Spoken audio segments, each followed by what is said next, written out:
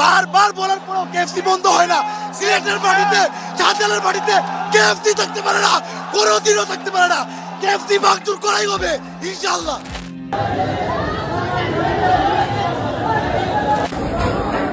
যাদের দেশে মানুষ ইসলামের নাম বলে দোকান লুটপাট করতেছে,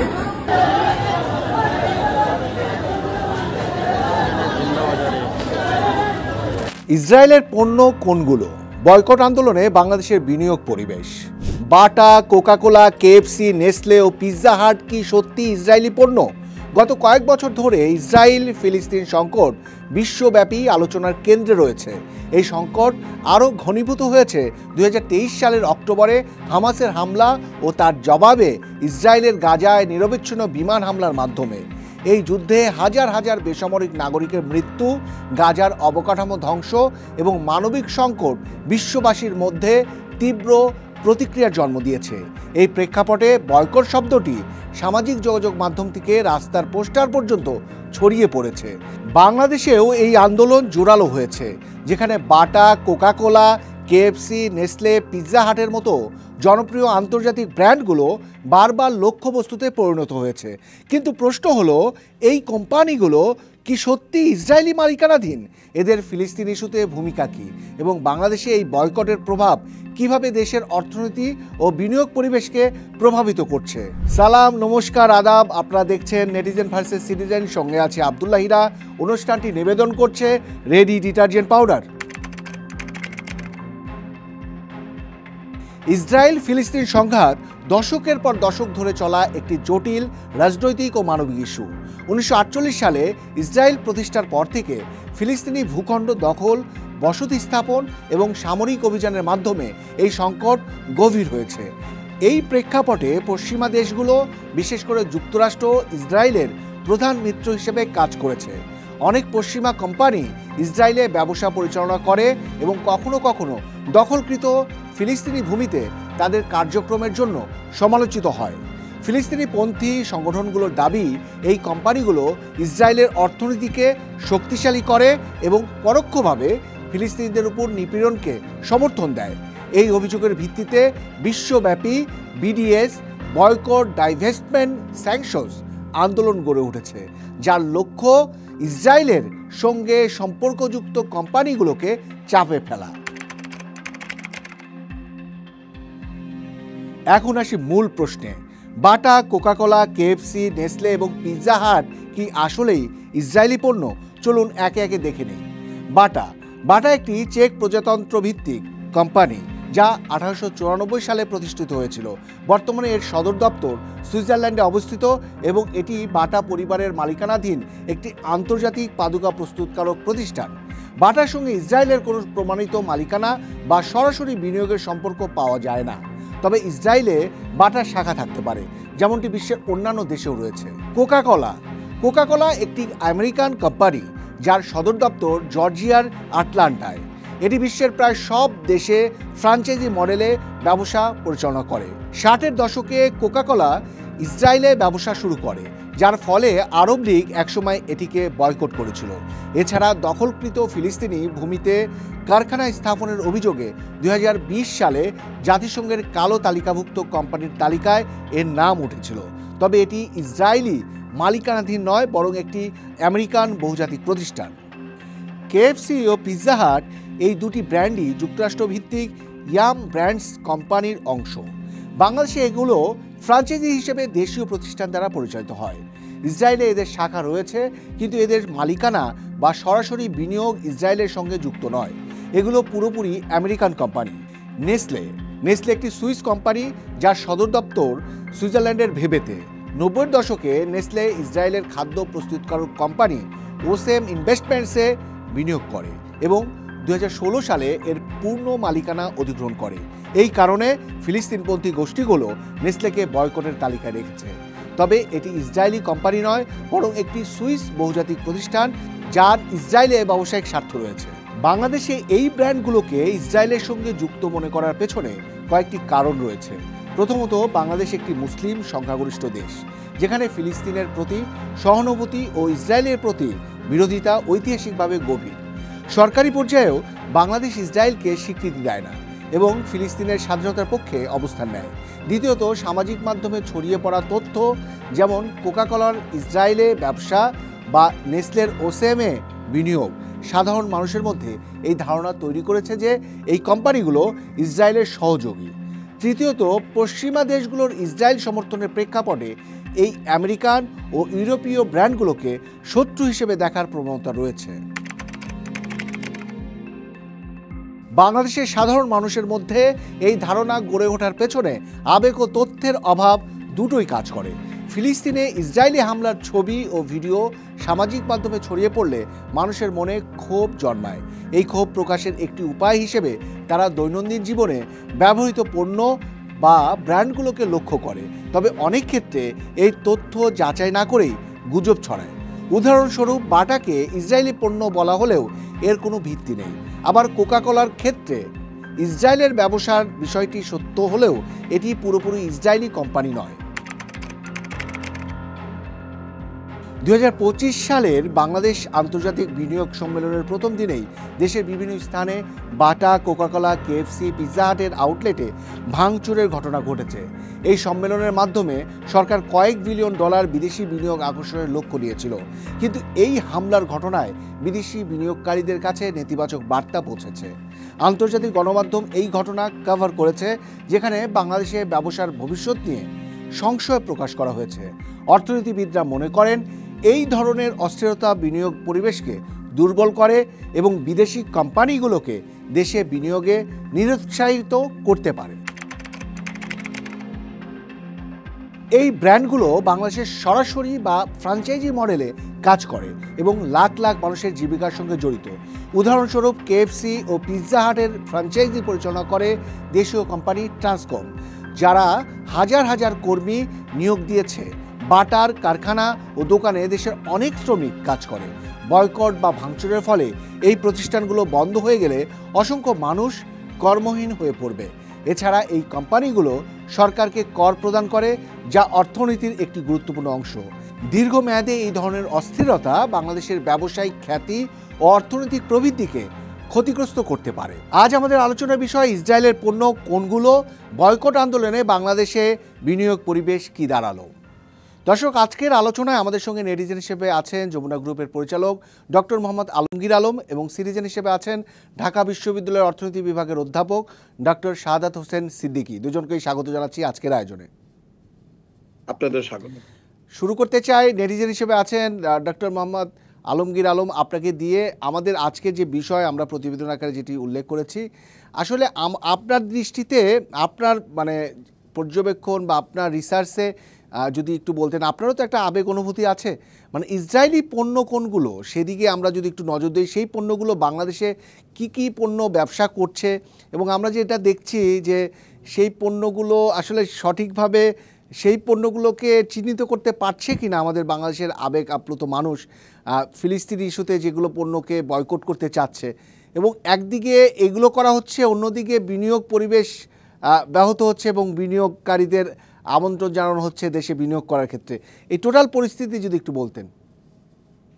প্রথমত, বিনিয়োগ যে সম্মেলনটা হলো, সেই সম্মেলনে বাংলাদেশের পৃথিবীর বেশিরভাগ দেশের যারা মাল্টিন্যাশনাল বিজনেস গুলো করে সেই গ্রুপ এবং কমিটিগুলোকে ইনভাইট করা হয়েছে, এবং একই সময় আমাদের দেশে ইসরায়েলের প্রতি যে বিদ্বেষ এবং চরম ঘৃণা প্রকাশ করতে গিয়ে বাংলাদেশের যত বিদেশি কোম্পানি আছে, যাদের বিভিন্ন আউটলেট বা বিজনেসেস আছে, সেগুলোকে ইসরায়েলি কোম্পানি মনে করে তাই সেগুলোর উপর বিভিন্ন দেশের প্রান্তে আক্রমণ হয়েছে। যেমন আপনি আপনার প্রতিবেদনের আগে উল্লেখ করেছেন বাটা, এটি একটি চেকোস্লোভাকিয়ার একটি কোম্পানি এবং বাংলাদেশে যুগ যুগ ধরে বাটা আমাদের স্বাধীনতা সংগ্রাম থেকে শুরু করে বিভিন্ন সময় আমাদের সাথে জাতীয় অনুভূতির সাথে সবসময় কাজ করেছে। বাংলাদেশে একটা বৃহত্তর জনগোষ্ঠী বাটার কর্ম চাঞ্চল্য এবং কর্ম যে তাদের পরিকল্পনা সেটির সাথে পুরোপুরিভাবে জড়িত। এবং একই সাথে যে বহুজাতিক কোম্পানি কেএফসি, পিৎজা হাট আছে, সেটি বাংলাদেশের অন্য একটি লোকাল বড় গ্রুপ ফ্র্যাঞ্চাইজ এবং এটি একটি যুক্তরাষ্ট্রের কোম্পানি। এছাড়া যে পেপসি, কোকাকোলা যেগুলোর কথাই আমরা বলি না কেন, সেগুলোর বেশিরভাগই হচ্ছে সারা পৃথিবীব্যাপী বেশিরভাগ ব্র্যান্ডের ওনার হচ্ছে যুক্তরাষ্ট্র এবং যুক্তরাষ্ট্র ভিত্তিক বিভিন্ন হোটেল চেইন, যেমন সেম এফএমসিজি প্রোডাক্টগুলো বেশিরভাগ মানে যুক্তরাষ্ট্র সেন্টার অথবা ইউরোপীয় বিভিন্ন জায়গার সেন্টার। তো সেদিক থেকে আমরা বিদেশি পণ্য মনে করে আমাদের ধর্মপ্রাণ মুসল্লি বা ধর্মপ্রাণ মানুষ অথবা কেউ অন্ধ আবেগে অথবা কেউ চক্রান্ত করে এই যে বিনিয়োগ সম্মেলনকে অস্থিতিশীল করার প্রয়াসে এই হামলাগুলো করেছে, এবং যারাই করেছে তারা আমরা দেখেছি প্রকাশ্যে লুটতরাজ করেছে, এবং তারা নিজেরাও জাতীয় সম্পদের ক্ষতি করেছে, ভাঙচুর করেছে, পাশাপাশি বিভিন্ন যে দোকানের ভেতরে যে দ্রব্য সামগ্রী সেগুলো গণহারে বিলিয়েছে, নিজেরা লুট করেছে। তো এটি প্রথমত বাংলাদেশকে একটি অস্থিতিশীল এবং অকার্যকর দেশ হিসেবে প্রমাণ করার একটি চেষ্টা বলে আমি মনে করি। কারণ সারা পৃথিবী থেকে যেখানে বাংলাদেশকে উন্নয়নের কাণ্ডার হিসেবে দেখার জন্য বাংলাদেশে বিভিন্ন ইপিজেড গুলো এবং বেজার যে অঞ্চলগুলো আছে সেগুলোতে বিনিয়োগ করার জন্য সারা পৃথিবী থেকে যেখানে সরকার প্রাণান্ত চেষ্টা করে বিনিয়োগকারীদের ছুটে বাংলাদেশে আনিয়েছে আকৃষ্ট করে, একই সময় যখন বাংলাদেশে বিদেশি যারা বিনিয়োগকারী তাদের উপর আক্রমণ, এটি একেবারে একটির সাথে একটি সম্পর্কিত। অর্থাৎ ওই টোটাল যে বিনিয়োগকারীদের মধ্যে যাতে একটি একটি বড় ধরনের আতঙ্ক ছড়িয়ে ডক্টর পড়ে। আলমগীর, একটু বলবেন যে এই যে আক্রমণ, যারা আমরা কি এটাকে এইভাবে ব্যাখ্যা করব যে ধর্মপ্রাণ মুসল্লিরা এই ধরনের আক্রমণের সাথে জড়িত ছিল, নাকি অন্য কোনো উদ্দেশ্য ছিল, এরকম ব্যাখ্যার সুযোগ রয়েছে কিনা? নেট দুনিয়ায় কি তথ্য আছে, মানে আপনি নেটিজেন হিসেবে কি কি তথ্য পেয়েছেন এই আক্রমণের বিষয়বস্তু? কি শুধু আবেগের জায়গা থেকে, নাকি ভুল বোঝারও একটা সুযোগ রয়েছে, নাকি ষড়যন্ত্র? এটি প্রথমত হচ্ছে যে সবকিছুরই তো উপরে অনেক সময় একটি পরিকল্পনা থাকে, অনেক সময় তাৎক্ষণিক রিয়েকশন থাকে। তো দেখা গেল যে কোনো একটা মিছিল যাচ্ছে বা একটি প্রতিবাদ সমাবেশ যাচ্ছে, আমরা দেখেছি যে সারা পৃথিবীর মতো বাংলাদেশেও সকল শিক্ষা প্রতিষ্ঠানে একটি ইনস্ট্যান্ট একটি মিছিল বেরিয়েছে এবং তারা প্রতিবাদ করেছে। সকল স্কুল কলেজ বিশ্ববিদ্যালয়ের ছাত্ররা এবং শিক্ষকরা, কর্মচারী কর্মকর্তারাও। তো এটি ছিল একেবারেই স্বতঃস্ফূর্ত। আর এই মিছিলের কোনো জায়গায় যখন মিছিলগুলো প্রদক্ষিণ হচ্ছিল বা প্রতিবাদ হচ্ছিল, তখন সেখান থেকে কেউ যখন এই শোরুমগুলো আক্রমণ করে, তখন কিছু আমজনতা সেটিকে না বুঝে বা সেটি চক্রান্তের অংশ হিসেবে বুঝতে না পেরে তারা ধর্মীয় আবেগের বশে অথবা তাৎক্ষণিকভাবে তারা একটি পরিস্থিতির দ্বারা মুভড হয়ে তারা শোরুম ভাঙচুর করেছে। অর্থাৎ এখানে কেউ আছে লুটতরাজ করতে গিয়েছে, কেউ আছে যারা পরিস্থিতি অশান্ত করার জন্য সাধারণ মানুষের মধ্যে ঢুকে গিয়েছে, আর কেউ আছে তারা এটির পরিস্থিতিতে রিয়েক্ট করেছে। অর্থাৎ তারা বাংলাদেশ। শাহাদাত সিদ্দিকী, আমি আপনার কাছে জানতে চাইবো যে এই যেটি বলছিলেন আলমগীর আলম, তার ব্যাখ্যা থেকে যেটি পেলাম যে কি কারণে এটা হতে পারে, এই ধরনের পরিবেশ তৈরি হতে পারে বিনিয়োগ সম্মেলনের সময়। আপনার কাছ থেকে একটু স্পেসিফিক জানতে চাই যে আমাদের যে ধর্মপ্রাণ মুসল্লিরা বা আমরা অনেক সময় ভুল করে বসি, আসলে ইসরায়েলি পণ্য কোনগুলো, মানে যে পণ্যগুলো ইসরায়েলের প্রতি তো একটা ক্ষোভ, একটা ঘৃণা সারা বিশ্বের মুসলিম মানে গোষ্ঠীরই না, মানব সভ্যতারই রয়েছে বলে আমরা বিশ্বাস করি। মানে ইসরায়েলি পণ্য কোনগুলো যদি আমরা একটু আইডেন্টিফাই করতে চাই, আপনার কাছে কোনো তথ্য আছে কিনা? জি, দেখুন, যে বিষয়টা হচ্ছে যে ইসরায়েলি পণ্য বলতে আসলে আমরা ইসরায়েল যে কোনো দেশেই পণ্য তৈরি করতে পারে। এখন আমি অর্থনীতির শিক্ষক হিসাবে ছাত্রদেরকে কি শিখাই, যে আপনার দেশের ভিতরে যখন কোনো পণ্য উৎপাদিত হয় তখন সেটাকে দেশজ পণ্য বলেন।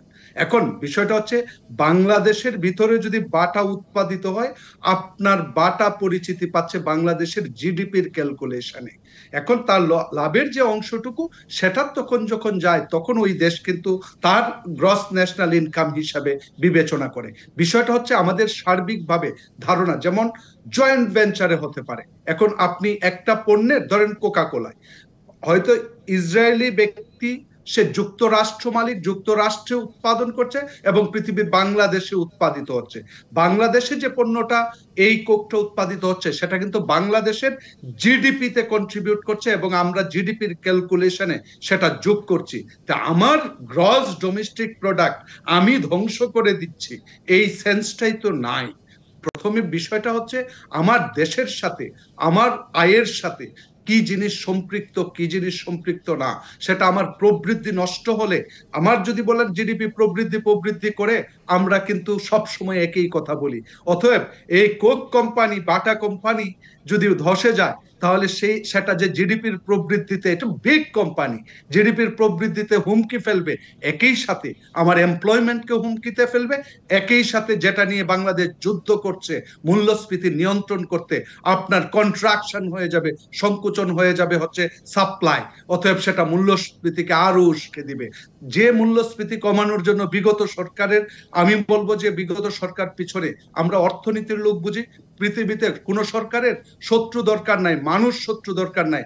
শত্রু যদি বানাতে হয় মূল্যস্ফীতি আকাশে উঠায়া দেন, তাহলে দেখবেন রাস্তায় মানুষ এমনিতেই সরকার উৎখাত করে। অথবা বাংলাদেশের মানুষের অধিকাংশের ক্ষেত্রে বিষয়টা হচ্ছে যে ভালোভাবে জানা, জেনে কাজ করা, সেটা হয় না। আর যে জায়গাগুলোতে আমরা এখন জড়িয়ে পড়ছি সেটা হচ্ছে মব। মব কালচারটাও কিছুটা ক্ষেত্রে কিছু মানুষকে এই এই ঘটনার সাথেও কিন্তু উৎসাহিত করে, যেটা আলমগীর ভাই স্পষ্ট করলেন, তারাও কিন্তু জড়িয়ে যাচ্ছে।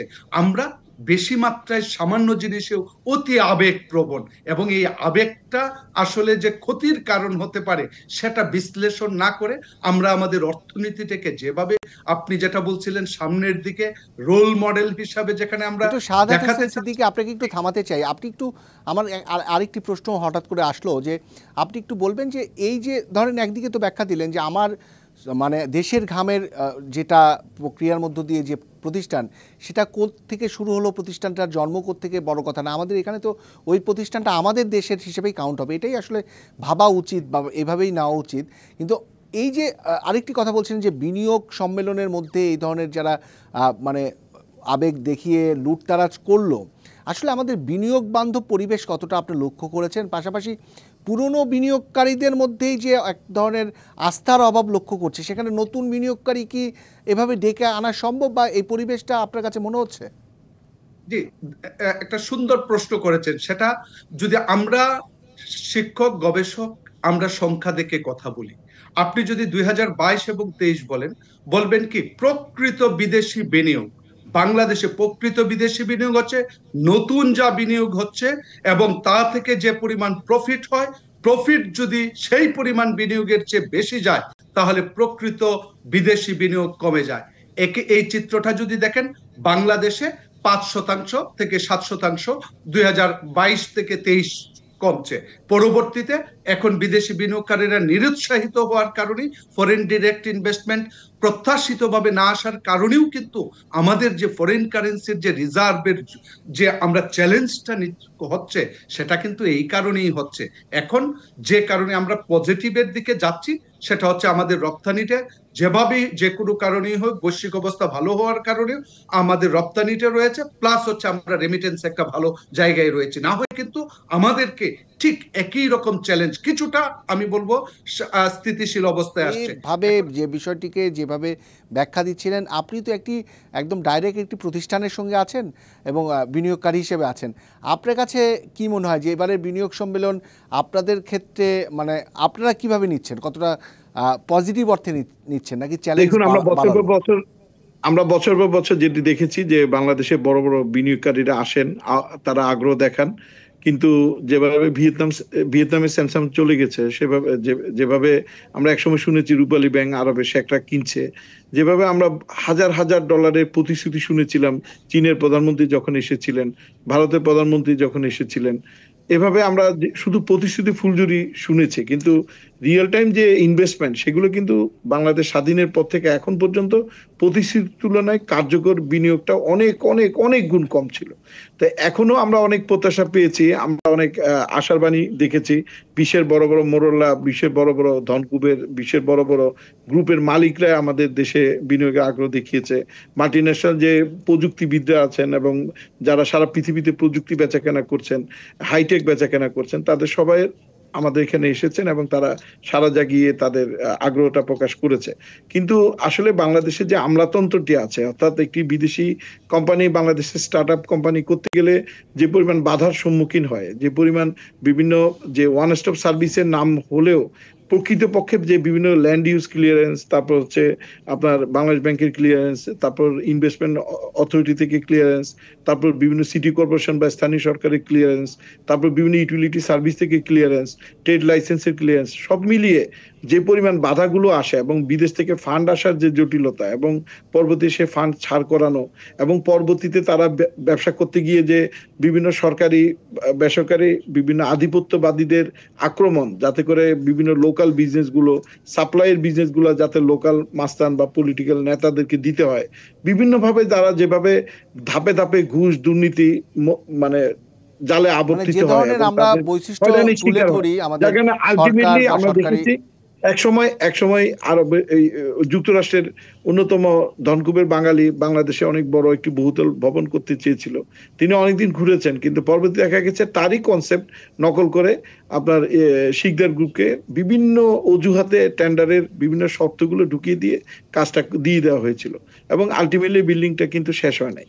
অথচ যারা এসেছিল তারা, তিনি কিন্তু আমার সাথে বসেছিলেন এবং তার আগ্রহ এবং তার যে দেশের প্রতি প্রেম, স্বদেশ প্রেমের কারণে কিন্তু বিদেশ থেকে এসে তিনি তার সারা জীবনের উপার্জন থেকে বাংলাদেশে কিছু একটা করতে চেয়েছিলেন, কিন্তু আলটিমেটলি তিনি কিন্তু শেষ পর্যায়ে ডক্টর মোহাম্মদ আলমগীর আলম, আপনি একটু শেষ করে আমি যেটা মনে করি যে আজকে অন্তর্বর্তীকালীন সরকার যে উদ্যোগটা নিয়েছে সেটি যদি পরবর্তী রাজনৈতিক সরকারগুলোকে টেনে নিয়ে না যায় এবং দেশে যদি সত্যিকার ভাবে আমলাতন্ত্রের এবং এই যে বিদেশি বিনিয়োগকারীদের জন্য প্রকৃতপক্ষে ওয়ান স্টপ সার্ভিস, যেটির এখন কথা বলা হচ্ছে যে একটা সেন্টার গড়ে তোলা হবে, সেটি যদি কার্যকর না হয় এবং সবাই যদি নিজেদের স্বদেশ প্রেমের তাগিদে আমরা বিদেশিদের বিনিয়োগকে সহানুভূতির দিকে না দেখি, সহযোগিতার দিকে না দেখি এবং কার্যকরভাবে যদি বিনিয়োগটা প্রতিষ্ঠিত না হয়, তাহলে আলটিমেটলি এই সম্মেলন চলতেই থাকবে প্রতি বছর। আগেও যেভাবে হয়েছে, যেমন অন্তর্বর্তী সরকার একটি পলিসিতে তারা সম্মেলন করেছে, কিন্তু আলটিমেটলি এই সম্মেলনের যে মূল যে রেজাল্ট পেতে পেতে আরেকটি সরকার আসবে, আরেকটি ম্যানেজমেন্ট আসবে, আরেকটি উপদেষ্টা আসবে, কিন্তু আলটিমেটলি কিন্তু আমরা রেজাল্টটা পেতে হলে এটি ধারাবাহিকতা লাগবে, পলিসি মেকারদের ধারাবাহিকতা লাগবে, নীতির প্রতি সমর্থনের ধারাবাহিকতা লাগবে, তাহলে অবশ্যই একটা লম্বা আলোচনা দরকার। ডক্টর শাহাদাত হোসেন সিদ্দিকী, আপনাকে দিয়ে একটু শেষ করতে চাই। আপনি একটু বলবেন যে আমাদের দেশে বিনিয়োগ বান্ধব পরিবেশ নিয়েও তো কথা হলো, বা এই যে বাটার প্রতি বা কেএফসির প্রতি মানুষের যে ইসরায়েলি মনোভাব, বিরক্তিকর মনোভাবের কারণে হামলা বা লুটতরাজও দেখেছি। আপনার কাছে সরল প্রশ্ন যদি করি যে আমাদের দেশের সব লেভেলের মানুষের দেশপ্রেমের জায়গাটা কতটা, আপনি শিক্ষক হিসেবে, সিটিজেন হিসেবে কি মনে হয় অন্যান্য দেশের কম্প্যারিজন করলে কি দাঁড়ায়, আমাদের দেশপ্রেমের লেভেলটা কোন পর্যায়ে? একদম সহজভাবে বলি, আপনি যদি জেনারেশনের কথা চিন্তা করেন, বর্তমান প্রজন্ম দেশের জন্য বললেও কিন্তু বাহিরে চলে যাওয়ার জন্য উদ্গ্রীব, তারা আসলে বাইরেই সেটেল করতে চায় এবং এই জিনিসটা তৈরি হয়েছে বিগত রাজনৈতিক সরকারগুলার, বিশেষ করে রাষ্ট্র পরিচালনার ক্ষেত্রে আমি বলবো যে সুশাসনের কথা বলেন আর আপনি ট্রান্সপারেন্সি, অ্যাকাউন্টেবিলিটির কথা বলেন, সেগুলার প্রতি আসলে এক ধরনের চরম বিরূপ মনোভাব তৈরি হয়েছে। তার মধ্যেও দেশে আছে, অতএব দেশ যখন কোনো কিছু হয় তখন দেশপ্রেমের কথা বলে, কিন্তু প্রকৃতপক্ষে যে কারণে আপনি যারা চাকরিজীবী সবার সন্তানের কথা চিন্তা করেন, কোথায় সেটেল করতে চাচ্ছেন, আপনি উত্তরটা পেয়ে যাবেন। আসলে প্রকৃতপক্ষে এই জায়গাটার যে গ্যাপ তৈরি হয়েছে, অর্থাৎ আমি বলবো বাংলাদেশের সার্বিকভাবে রাজনীতিবিদদের সেই সততা, দেশপ্রেম সবচেয়ে জরুরি দরকার, যেটা ইনফ্লুয়েন্স করে বাকি 18 কোটি মানুষকে, সেটার খুব অভাব, এটাই সবচেয়ে জরুরি। অনেক ধন্যবাদ ডক্টর শাহাদাত সিদ্দিকী, সেই সঙ্গে ধন্যবাদ ডক্টর মোহাম্মদ আলমগীর আলম আমাদেরকে এই আলোচনায় অতিথি হিসেবে যুক্ত হওয়ার জন্য।